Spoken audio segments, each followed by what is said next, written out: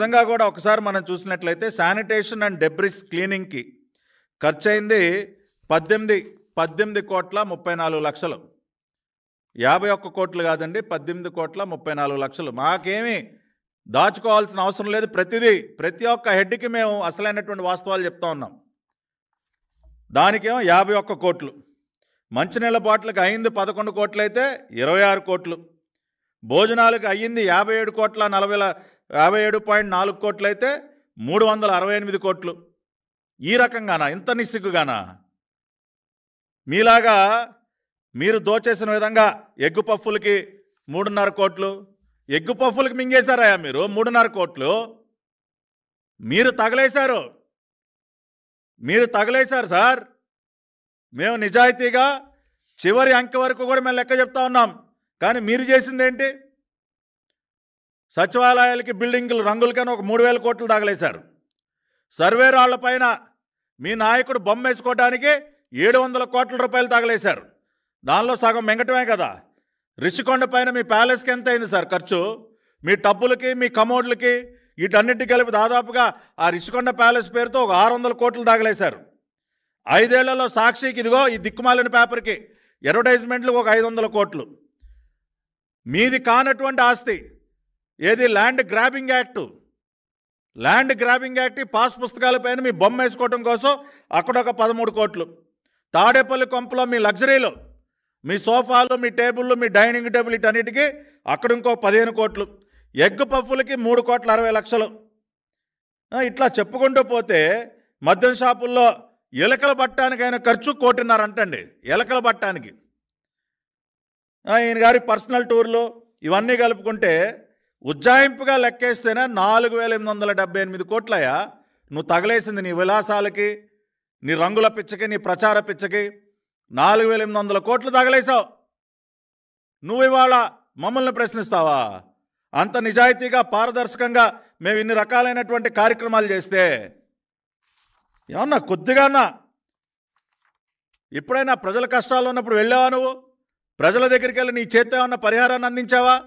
మొన్న వరదలప్పుడు ఈయన గారు భారీగా సహాయాన్ని ప్రకటించాడండి. ఎంతో తెలుసా? ఇది కూడా దిక్కుమాలిన పత్రికలో రాసిందే. వరద బాధితులకు 1 కోటి సాయం. కోటి. మాజీ సీఎం వైఎస్ఆర్సీపీ అధ్యక్షుడు వైఎస్ జగన్ ప్రకటన. 1 కోటి రూపాయలు అంటండి. ధర్మప్రభువులు 1 కోటి రూపాయలు ప్రకటించారంట. ఇక్కడ ప్రజలు ఇంత తీవ్రమైనటువంటి కష్టాలు ఉంటే ఈయన గారు 1 కోటి రూపాయలు ప్రకటించారంట. అది కూడా తక్షణం ఇవ్వడంటండి. మళ్ళీ పార్టీ ముఖ్య నేతలతో చర్చించి దాన్ని ఏ రకంగా ఇవ్వాలి ఇస్తారంట.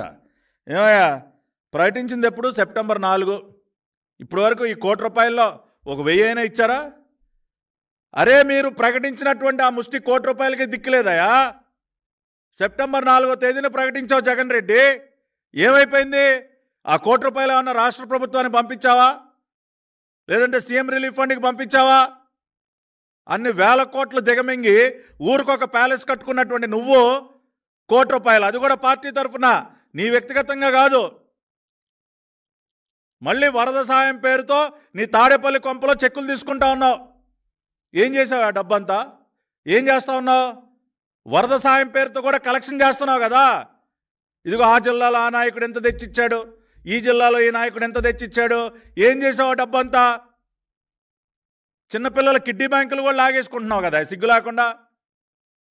చంద్రబాబు నాయుడు గారికి వస్తున్నటువంటి ప్రతి రూపాయి ప్రతిరోజు పత్రికా ప్రకటనిస్తూ ఉన్నాం. ఇదిగో ఇంత వచ్చింది, ఇన్ని కోట్ల రూపాయలు బాధితుల అకౌంట్లోకి వేస్తూ ఉన్నాం, ఇంత ఖర్చు చేశాం. ప్రతిరోజు పారదర్శకంగా మొత్తం అకౌంట్ ప్రజల ముందు పెడతా ఉన్నాం. నువ్వేం చేస్తూ ఉన్నావు? నువ్వు ప్రకటించిన 1 కోటి రూపాయలకి దిక్కులేదు. మళ్ళీ కలెక్షన్ కింగ్ లాగా మళ్ళీ అక్కడ కలెక్షన్ మొదలెట్టావు. అంటే వరద సాయం పేరుతో ఇంకా మింగుతూ ఉన్నావు.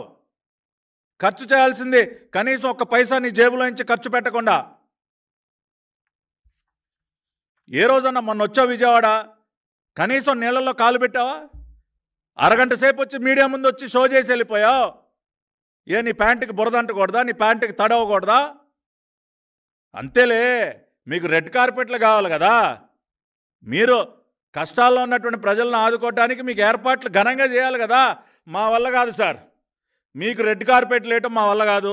చూసాం గతంలో పంట నష్టాన్ని పరిశీలించడం కోసం ఈయన రైతన్న దగ్గరికి వెళ్ళటానికి పొలం గట్టు వరకు రెడ్ కార్పెట్, పొలం గట్టు పైన పెద్ద టెంటు, ఈయన గారికి ఎండ తగలకూడదంట.